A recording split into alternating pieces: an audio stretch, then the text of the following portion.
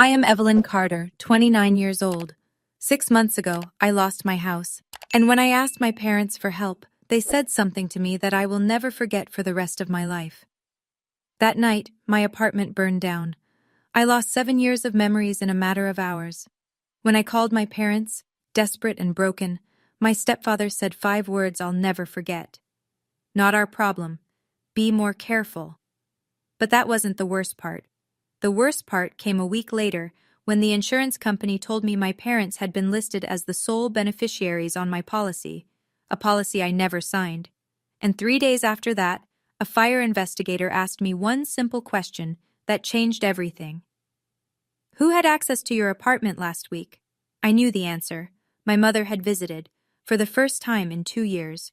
Before I continue, please like and subscribe, but only if this story truly resonates with you. And tell me in the comments, where are you watching from tonight and what time is it there? Now, let me take you back to the night everything changed. February 12th, 3:17 in the morning. The smoke alarm screamed at 3:17 a.m. I jerked awake to darkness so thick I could taste it. Acrid, chemical, wrong. My lungs burned before my brain caught up. Fire. I didn't think. Couldn't think. My hand found my phone on the nightstand, and I ran. Barefoot, pajamas, nothing else. The hallway was a tunnel of black smoke lit orange from somewhere below. I hit the stairwell door so hard my shoulder would bruise for weeks. 4 flights down, each step a prayer, each breath a knife. When I burst onto the sidewalk, the February air hit me like a slap. I stood there shivering in my thin cotton pajamas, watching flames lick out of my 4th-floor window. Unit 4B, my home. A firefighter approached me, his face grim beneath his helmet. "Ma'am, are you the resident?" I nodded. Couldn't speak. "I'm sorry." He didn't look away. "Everything in that unit is gone." Gone. The word didn't make sense. 7 years of my life were in that apartment. Photos of my grandparents, the only ones I had. The guitar my late stepfather had given me when I was 16. My college diploma. My laptop with every project, every memory, every piece of who I'd become since leaving home. All of it. Smoke and ash. I sank onto the curb, still clutching my phone. The screen showed 3:47 a.m. Around me, neighbors gathered in robes and slippers murmuring. Someone draped a blanket over my shoulders. I don't remember who. My hands shook as I pulled up my contacts. Mom, Dad. They would know what to do. They would come. I pressed call. The phone rang. And rang. And rang. 8 rings before she picked up. "Evelyn?" My mother's voice was thick with sleep. And something else. Annoyance. "Do you know what time it is?" "Mom." My voice cracked. "There was a fire. My apartment. Mom, I lost everything. I don't have anywhere to go. I don't... Oh." A pause. Long. Empty. "That's... unfortunate." Unfortunate. Like I'd spilled coffee on my shirt. I heard rustling, then my stepfather Richard's voice in the background. Patricia handed him the phone. "Evelyn, what's going on?" I told him again. The fire, the smoke, standing on the sidewalk with nothing but my phone and the clothes on my back. I was crying now, I realized. Couldn't stop. His response came flat, final. "This isn't our problem, Evelyn. You should have been more careful. You're an adult now." The line went dead. I sat there for a long time, phone still pressed to my ear, listening to silence. The firefighters kept working. Neighbors drifted back inside. The sun started to rise, painting the smoke a sickly orange. My parents hadn't asked if I was hurt, hadn't offered to come, hadn't said they loved me. Not our problem. As the shock slowly hardened into something else, a memory surfaced. My mother, standing in my apartment 5 days ago. Her first visit in 2 years. She'd shown up unannounced, said she missed me, walked through every room, touching things, asking questions. At the time, I'd been happy. Grateful even. Now, sitting on that curb wrapped in a stranger's blanket, I wondered, why had she really come? I pushed the thought away. It was crazy, paranoid, but the question wouldn't leave me alone. Jason Park saved me that first week. My coworker had a spare room and a kind heart. He didn't ask questions when I showed up at his door at 6 a.m. with ash in my hair and nothing but my phone, just handed me a cup of coffee and said, "Stay as long as you need." 3 days later, I finally felt human enough to deal with the insurance. I called my renter's insurance company, expecting the usual bureaucracy, claim forms, waiting periods. But the customer service rep, Greg according to his flat Midwestern voice, asked a question that made me pause. "Ms. Carter, can you confirm your relationship with Richard and Patricia Carter?" I blinked at my borrowed laptop screen. "They're my parents, my mother and stepfather. Why?" Silence. Too long. "Ms. Carter, I think you need to come to our office. There's something you should see." "Can't you just tell me over the phone?" "I really think—" He cleared his throat. "It would be better in person." I made an appointment for the next morning. After I hung up, I sat staring at the wall for a long time. Jason found me like that when he got home from work. "Evelyn, you okay?" "The insurance company wants me to come in, something about my parents." "Your parents? What do they have to do with your insurance?" "I don't know." I met his eyes. "But the guy mentioned something about a beneficiary designation form dated 6 months ago." Jason frowned. "Beneficiary? On renter's insurance? That's weird." "Yeah." I hugged my knees to my chest. "That's what I thought too." That night, I barely slept. Something was wrong. I could feel it. I just didn't know how wrong. The insurance office smelled like stale coffee and bad news. Greg was younger than he'd sounded, maybe 30, with apologetic eyes behind wire-rimmed glasses. He led me to a small conference room and closed the door. "Ms. Carter, I want to start by saying I'm very sorry about your loss." "Thank you, but you didn't bring me here for condolences." He sighed, slid a folder across the table. I opened it. My policy. Standard stuff. My name as the insured, coverage amounts, effective dates. Then I turned to the last page. Beneficiary designation, Richard Carter, Patricia Carter, 100%. The room tilted. "This is a mistake," I heard myself say. "I never signed this. I would never—" "Ms. Carter." Greg pointed to the bottom of the page. "That's your signature." I looked. It did look like my signature. The same loops, the same slant, but I knew. I had never held this pen, never seen this document. "This form was submitted 6 months ago," Greg continued quietly. "The original policy had you listed as your own beneficiary, as is standard. Someone changed it." 6 months ago. "And the payout amount?" $150,000. He paused. "Ms. Carter, there's something else. A fire investigator called us this morning. He's been asking about this policy." My hands were shaking. I pressed them flat against the table. Why would a fire investigator care about my insurance beneficiaries? Greg held my gaze. "I think you know why." I did know. The answer was sitting in my chest like a stone, but I couldn't say it out loud, not yet. Someone had forged my signature, changed my beneficiaries, and 5 days before my apartment burned down, my mother had visited for the first time in 2 years. Coincidence.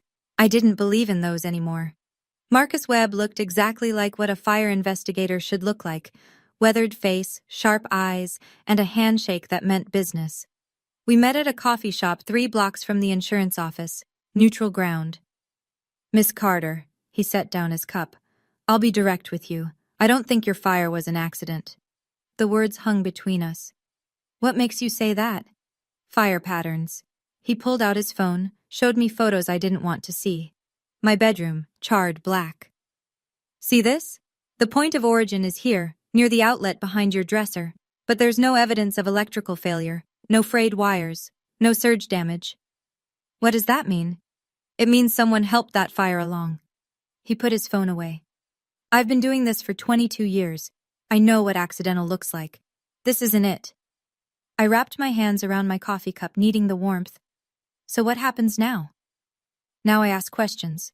His eyes met mine. "Who had access to your apartment in the week before the fire?" My heart stopped, then started again, too fast. "I had a visitor, 5 days before." "Who?" I made myself say it. "My mother." Marcus didn't react. just nodded slowly, like a puzzle piece clicking into place. I checked the building's entry logs. Electronic locks, they keep records. Only 2 people accessed your unit that week. You. And a woman matching your mother's description. I couldn't speak. Miss Carter, I'm not accusing anyone of anything. Yet. He leaned forward. But I need you to understand, this investigation is active. If there's anything else you know, anything at all, now's the time. I thought about the insurance form, the forged signature, the $150,000. There might be, I said. Something else. That night, I called my mother. I kept my voice light, casual, nothing wrong here. Mom, I just wanted to thank you for visiting last week. It meant a lot. A pause. When she spoke, her tone was careful. Oh, yes, I missed you, sweetie. It had been too long. It really had. I picked at a thread on Jason's couch. Hey, quick question. Did you notice anything weird in my apartment? Anything off? The fire investigator keeps asking. Fire investigator? Her voice sharpened. Why would they investigate? Apparently, they think it might not be an accident. Silence. I counted the seconds. 1, 2, 3, 4. Evelyn. Her tone had changed completely now. Cold. Controlled. Don't talk to those investigators without a lawyer. They twist your words. Why would I need a lawyer, Mom? I'm the victim here. I'm just trying to protect you. From what? Another long pause. In the background, I heard Richard's voice, muffled, asking something. I have to go, Patricia said abruptly. Your father needs me. Stepfather. What? Richard is my stepfather, not my father. The line went dead. I stared at my phone. My hands weren't shaking anymore. That surprised me. Something had shifted in the last few days. The grief was still there. For my apartment, my things, the life I'd built. But underneath it, something harder was forming. Clarity. Her advice hadn't been about protecting me. It was about protecting herself. I texted Marcus Webb. We need to talk. I have more information. His reply came in seconds. Tomorrow. 9 a.m. Same place. I didn't sleep that night either. But this time, it wasn't fear keeping me awake. It was the beginning of a plan. The call started the next morning. Aunt Margaret was first. My mother's younger sister. The one who always sent birthday cards, always remembered. Honey. Her voice dripped with concern. Your mom called me last night. She's so worried about you. Worried about what? Well? A delicate pause. She said you've been saying some strange things. About the fire. About her. I sat up straighter.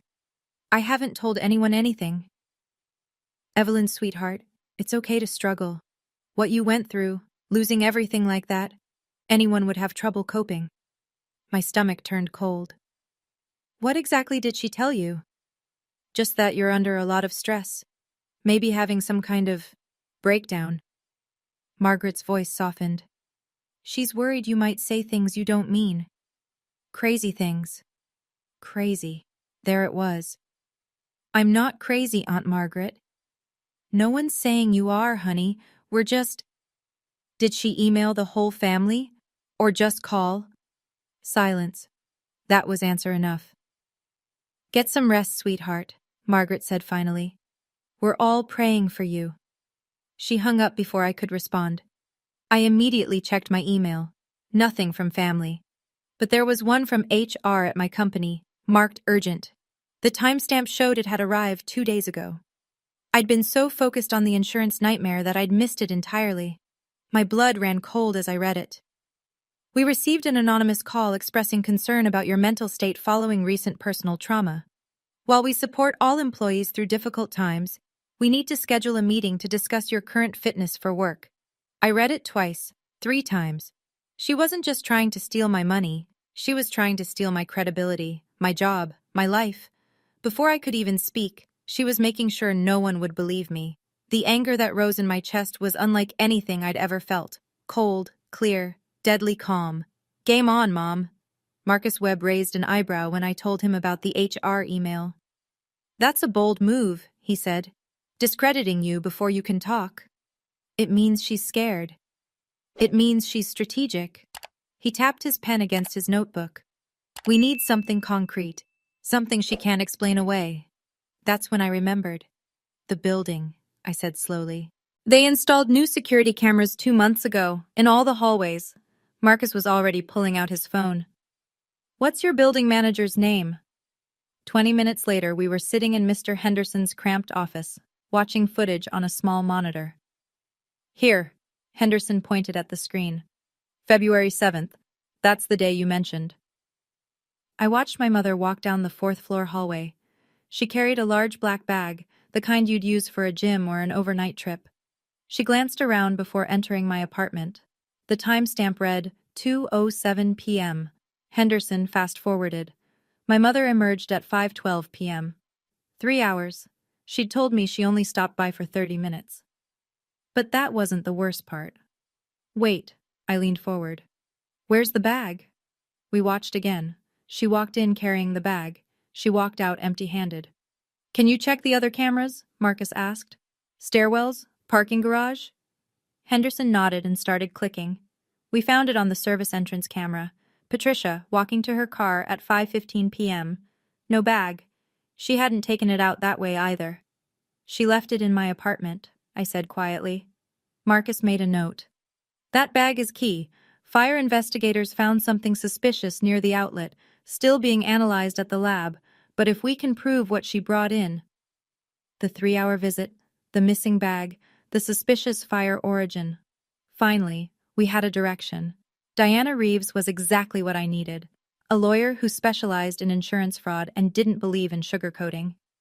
This signature is good. She held the beneficiary form up to the light in her downtown office. Professional even, but not perfect. What do you mean? She pulled out a magnifying glass. Old school, but effective. See these points here? And here? She traced invisible lines on the paper. Hesitation marks. When someone forges a signature, they naturally slow down at certain points, trying to get it right. Your real signature is fluid. You've been signing your name for years. This one has at least 3 places where the pen paused. Hope flickered in my chest. So you can prove it's fake? I can hire a forensic document examiner who can prove it's fake. Diana set the paper down. What's more interesting is the submission method. This form wasn't mailed in.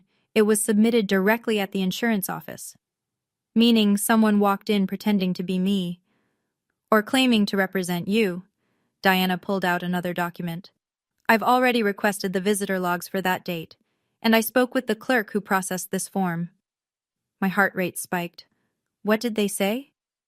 He remembers a woman, middle-aged, brown hair, said she was handling paperwork for her daughter who was too busy with work. Diana's smile was sharp. Does that description ring any bells? Brown hair. My mother had been dyeing her gray for years. Can he identify her in a lineup? He's willing to try. Diana gathered the papers. Between the security footage, the signature analysis, and a potential eyewitness, your mother may have outsmarted herself.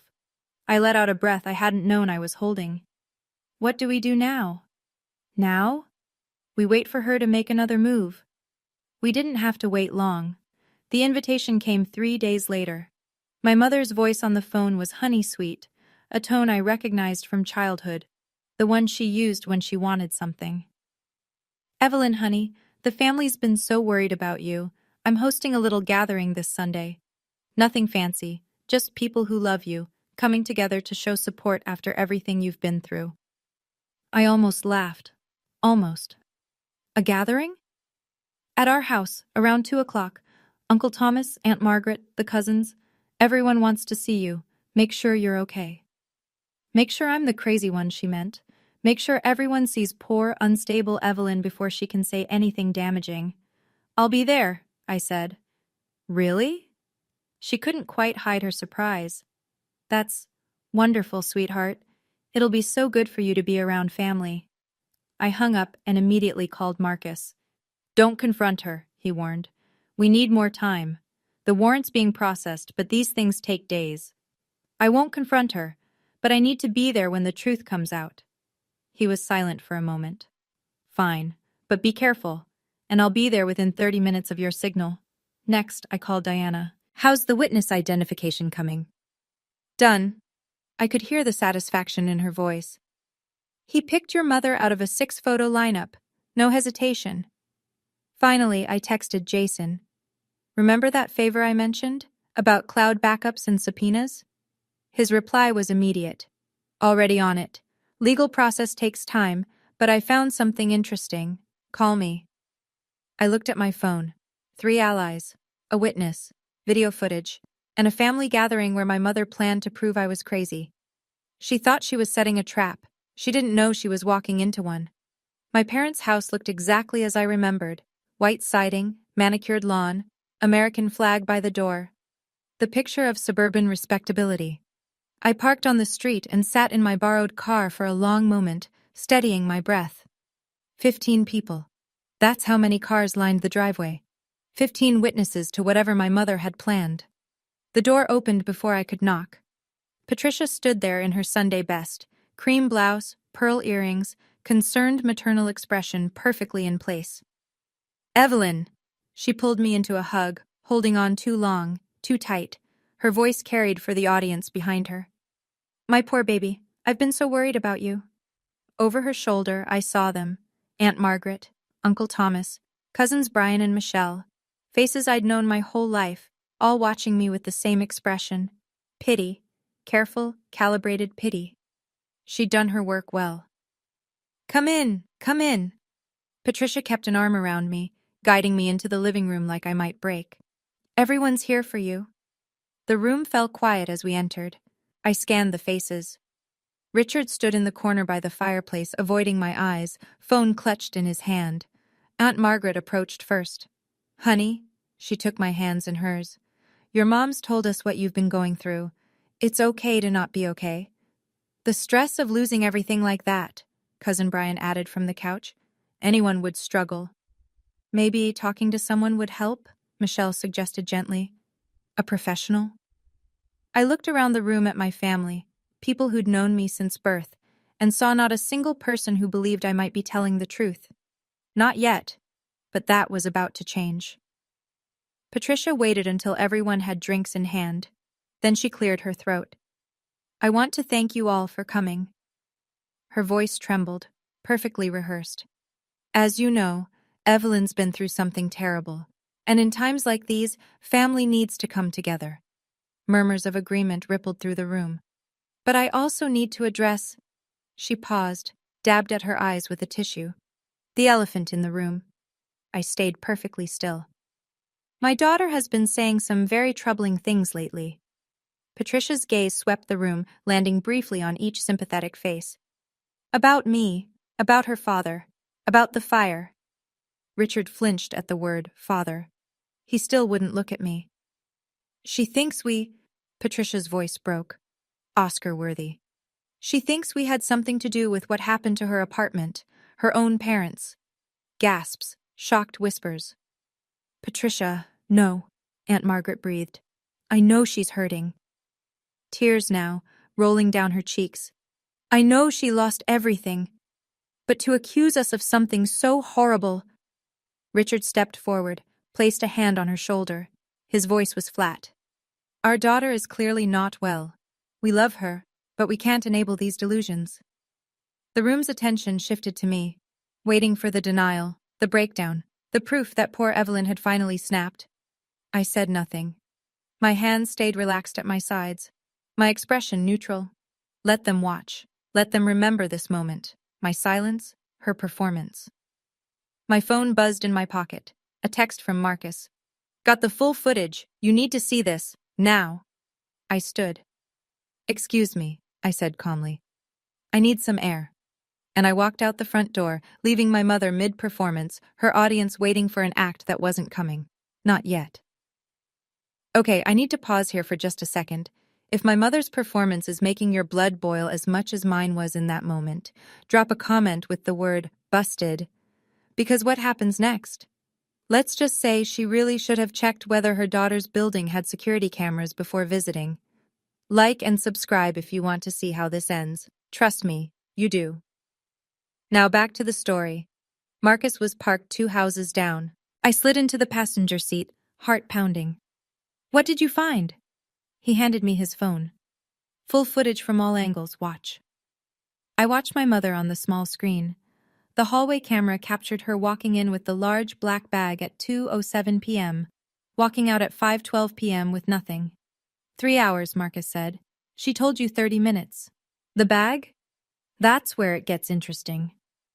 He pulled out a photo, charred plastic and wire fragments. Fire investigators found this near the outlet.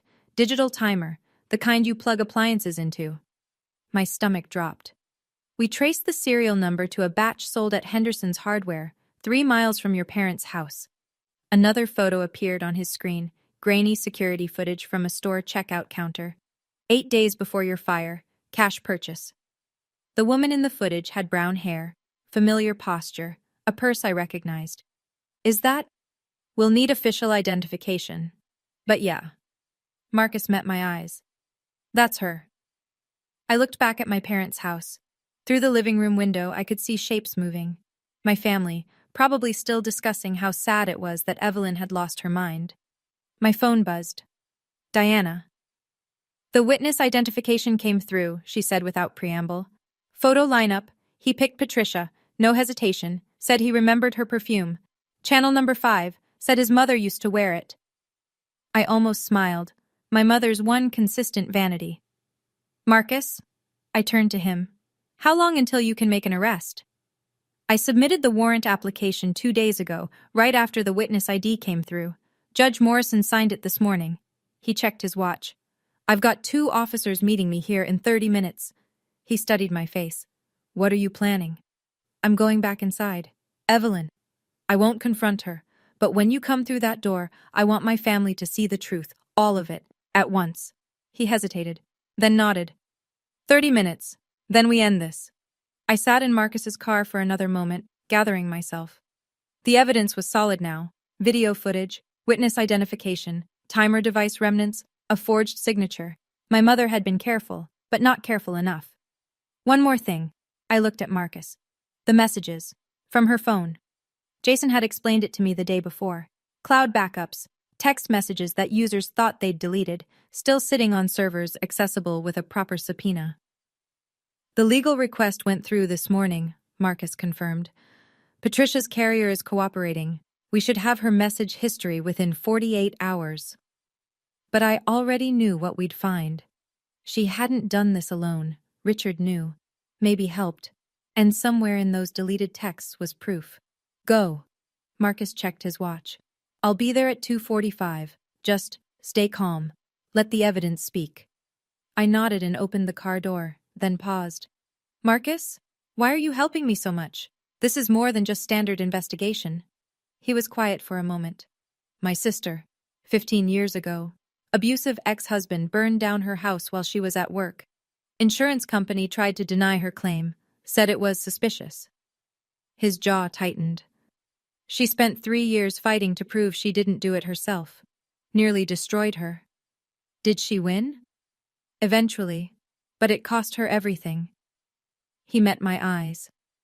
When I saw your case, mother listed as beneficiary without consent, fire with no accidental cause, I knew. Someone was trying to do to you what they tried to do to her. I understood then. This wasn't just a job for him. Thank you, I said. Don't thank me yet. Thank me when she's in cuffs. I walked back toward my parents' house. 25 minutes. Then everything would change. The living room went silent when I walked back in. Patricia was still at the center of the room, tissue in hand, playing the wounded mother. But something flickered in her eyes when she saw my face. I wasn't crying, wasn't shaking, wasn't behaving like someone on the verge of a breakdown. Evelyn, honey, she recovered quickly. Are you feeling better? Do you need water?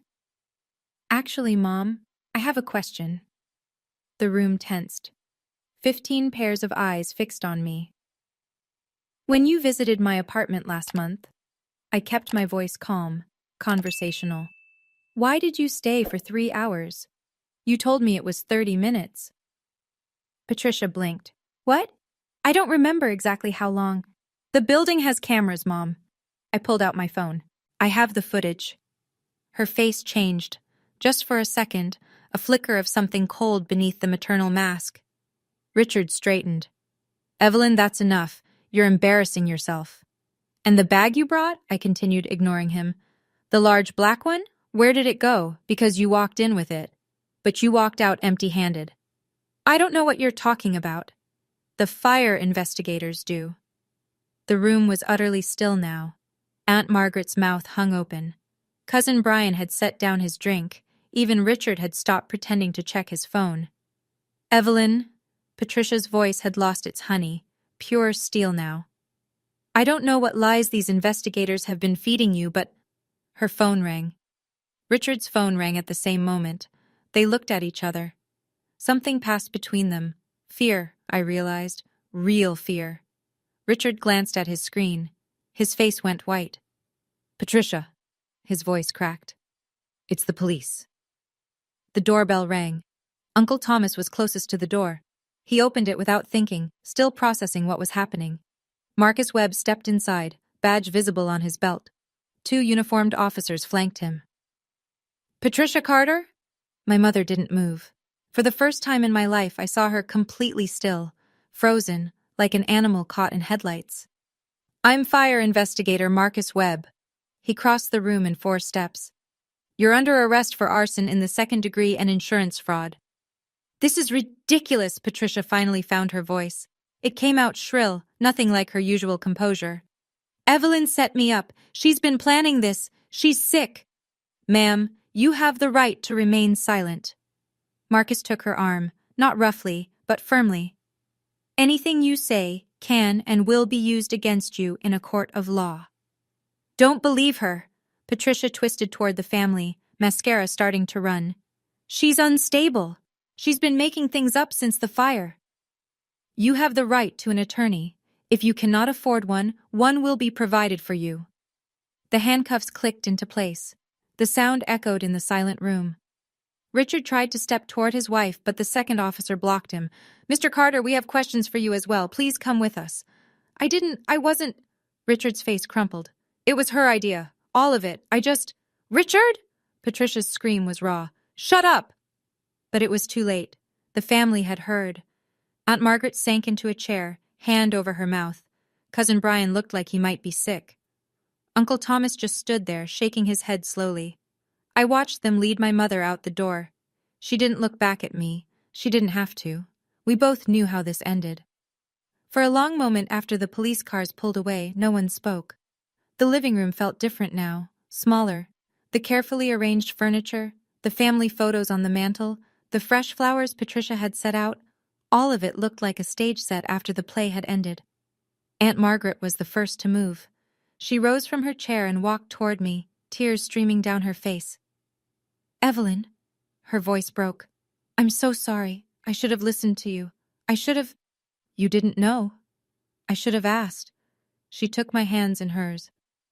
You're my niece, and I believed her. I always believed her. Cousin Brian approached next. I can't believe that she would... He couldn't finish the sentence. She did. I said it simply. No anger, just fact. One by one they came to me. Uncle Thomas, Michelle, the others. Apologies. Shock. Disbelief. Some couldn't look me in the eye. Some couldn't stop looking, as if seeing me for the first time. Whatever you need, Uncle Thomas said. His voice was gruff, but his eyes were wet. Legal fees, a place to stay, the family will help. The real family. I thought about that word, family, what it meant, what it should mean. Thank you, I said. But I need some time to figure out who my real family is. No one argued. I walked out the front door into the February sunlight. The cold air felt clean after the suffocating warmth inside. My phone buzzed. Diana. She's being processed now. Bail hearing tomorrow. Richard's talking. He's trying to make a deal. I looked up at the sky. Clear blue. Endless. Good, I said. Let him talk.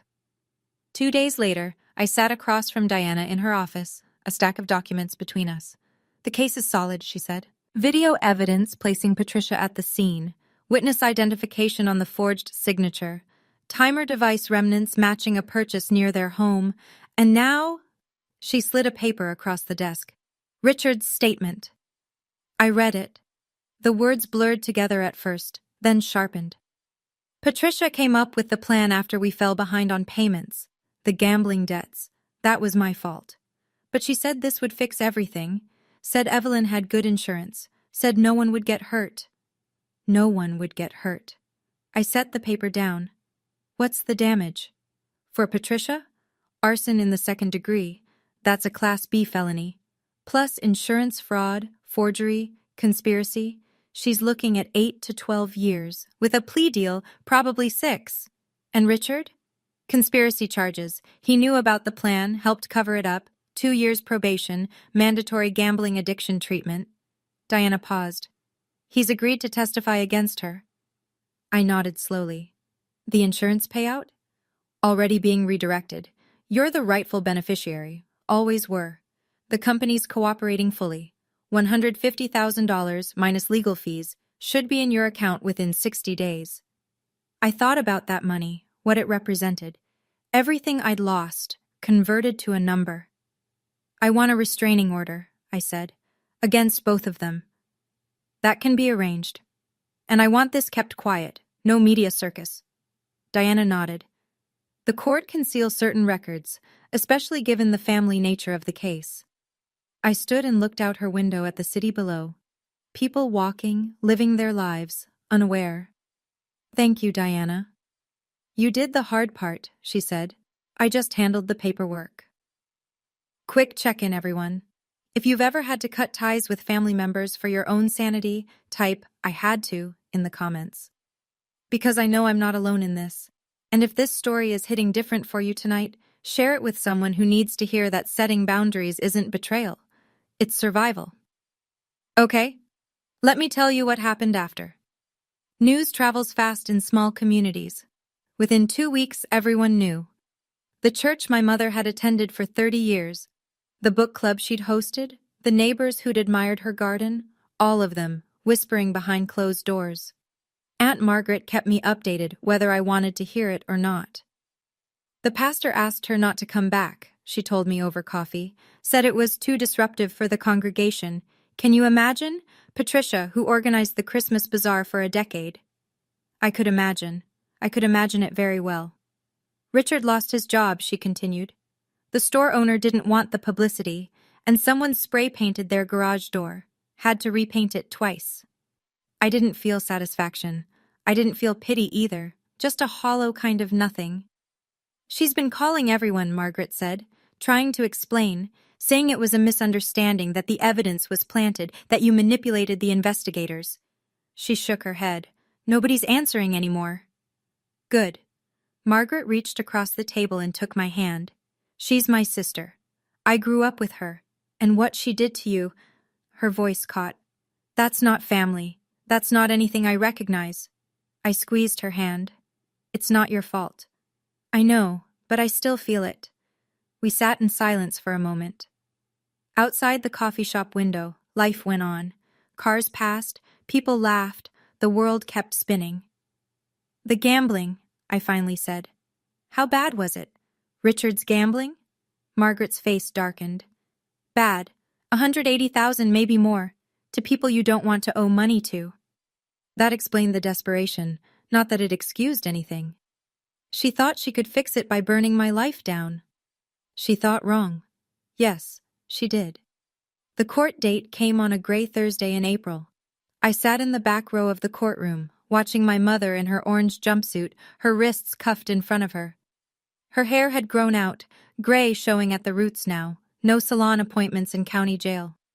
She looked smaller than I remembered, older. She didn't turn around to see if I was there. Maybe she knew. Maybe she didn't want to know. The judge read the charges: arson in the second degree, insurance fraud, forgery, conspiracy to commit fraud. Each word landed like a stone. Patricia's lawyer, public defender, since Richard couldn't afford anyone else, had negotiated a plea deal. Guilty on all counts, in exchange for a reduced sentence recommendation. Patricia Carter, the judge said, You are hereby sentenced to 6 years in state prison with eligibility for parole after 4 years. 6 years. My mother would be 62 when she got out, if she got out early. I watched her shoulders shake, crying maybe, or just the weight of it finally hitting her. Richard's hearing was separate. Because he'd cooperated fully and testified against Patricia, the DA offered a deal. 18 months in county jail, suspended to 2 years probation, contingent on 200 hours of community service and completion of a gambling addiction program. The judge made it crystal clear. 1 violation, and he'd serve every day of that 18 months. His name on a public record, forever. After the sentencing, Diana met me in the hallway. The insurance money cleared yesterday, she said. $142,000 after legal fees. It's in your account. I nodded. The number felt abstract, meaningless. The restraining order was approved, she continued. Neither of them can contact you, directly or through third parties, for the next 10 years. Thank you. She studied my face. How do you feel? I thought about it, really thought. Empty, I said finally. But free. She nodded like that made sense. It did. I started therapy 3 weeks after the trial. Dr. Okonkwo had kind eyes and a habit of asking questions I didn't want to answer, which meant she was exactly what I needed. Do you forgive them? She asked during our 4th session. I stared at the ceiling of her office, considering. Forgiveness isn't my job right now, I said finally. Healing is. She smiled. That's a healthy perspective. Is it? You're not forcing yourself into an emotion you don't feel. That's growth. Growth. Such a small word for such a massive shift. I moved into a new apartment at the end of April, smaller than my old one, a studio in a quieter neighborhood, but it had good locks, a security system I chose myself, and no memories. Jason helped me move in. Aunt Margaret sent flowers. Uncle Thomas dropped off a casserole, stood awkwardly in my tiny kitchen and said, "Call if you need anything." I bought a new guitar. Not the same brand as the one my late stepfather, my first stepfather, had given me. Nothing could replace that. But when I played it, I could almost hear him again. His voice, teaching me chords, his laugh when I messed up. Some things can't be recovered, but you can build new ones. The nightmares faded over time, the smoke and fire, my mother's face, the sound of Richard's cold voice. They visited less and less. Some nights I slept straight through till morning. Family, I decided, isn't about blood. It's about choice, about who shows up, who protects you, who believes you when the world says you're crazy. My biological mother tried to destroy me. My chosen family helped me survive. That was enough. That was everything. The letter arrived 2 months after the sentencing. I recognized the return address, State Women's Correctional Facility. My mother's handwriting on the envelope, smaller and neater than I remembered, as if she'd taken extra care. I almost threw it away unopened, but something made me stop. I sat at my kitchen table and read it. Dear Evelyn, I've had a lot of time to think in here, about what I did, about what I lost. You have to understand, I was desperate. Your father's debts were crushing us, and I thought, I'm not making excuses. What I did was wrong. But you're still my daughter. You're still my baby. Please come visit me. Please let me explain. I'm still your mother. Love, Mom. I read it twice, 3 times. Then I got a piece of paper and wrote back. Not to send, just for myself. Patricia, you were my mother. But the woman who raised me would never have tried to kill me for money. I don't know who you are, and I don't need to find out. Don't write again. I folded the letter carefully, put it in my desk drawer. Maybe someday I'd send it. Maybe not. Then I blocked the prison's incoming mail through my post office. Professional, clean, final. Jason came over that evening for dinner. He noticed the envelope in my trash. From her? Yeah. You okay? I thought about the question, really considered it. Better than okay, I said. I'm free. He smiled. You want help making dinner? Please. We cooked together in my tiny kitchen, pasta with vegetables, nothing fancy. Music playing softly from my new speaker, my new guitar leaning against the wall. It wasn't the life I'd planned. It was better. I'm sitting in my apartment now, looking out the window at the city lights. 6 months since the fire. 4 months since the trial. A lifetime since I stopped believing that family meant safety. Sometimes I think about what I lost. The photos that can't be reprinted. The guitar that sang with my stepfather's voice. The naive belief that my mother loved me more than money. Those things are gone. But here's what I found. Strength I didn't know I had. Friends who became family. The ability to trust my own instincts, even when everyone around me said I was wrong. Fire destroys. Everyone knows that. But what they don't tell you is that fire also reveals.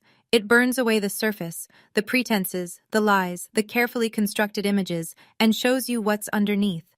My mother's love was conditional. It always had been. The fire just finally showed me the price tag. If you're watching this, if you're in a family that makes you feel crazy for telling the truth, you're not crazy. You're awake. And being awake is terrifying at first, but it's also the beginning of freedom. I'm Evelyn Carter. I'm 29 years old.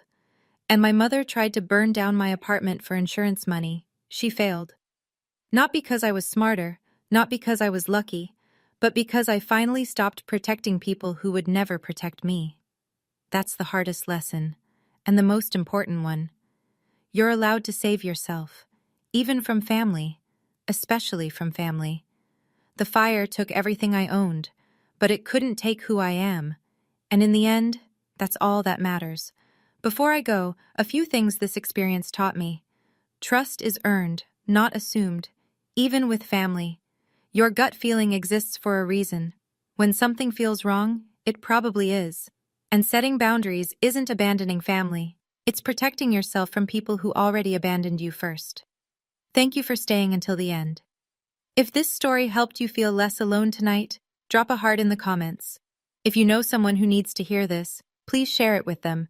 There are more stories like this one linked in the description. Check them out if you want. I'm Evelyn, and I'm still standing.